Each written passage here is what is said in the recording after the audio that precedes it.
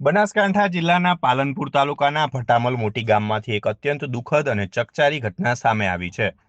ગામમાં એક મહિલાનું રહસ્યમય સંજોગોમાં મોત નીપજતા સમગ્ર પંથકમાં અરેરાટી વ્યાપી ગઈ છે. પ્રાથમિક માહિતી અનુસાર પારિવારિક વિવાદને કારણે મહિલાએ આ આત્યંતિક પગલું ભર્યું હોવાની આશંકા સેવાઈ રહી છે.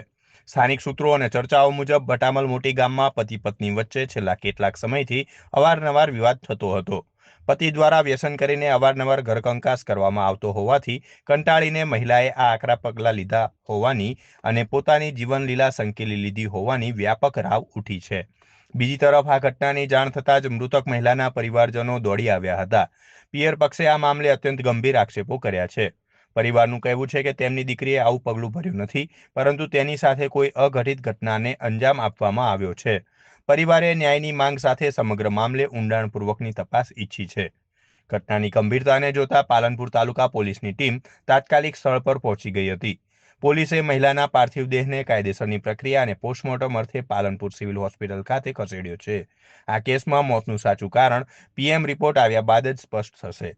હાલમાં પાલનપુર તાલુકા પોલીસે અકસ્માતે મોતનો ગુનો નોંધીને આગળની સઘન તપાસ હાથ ધરી છે.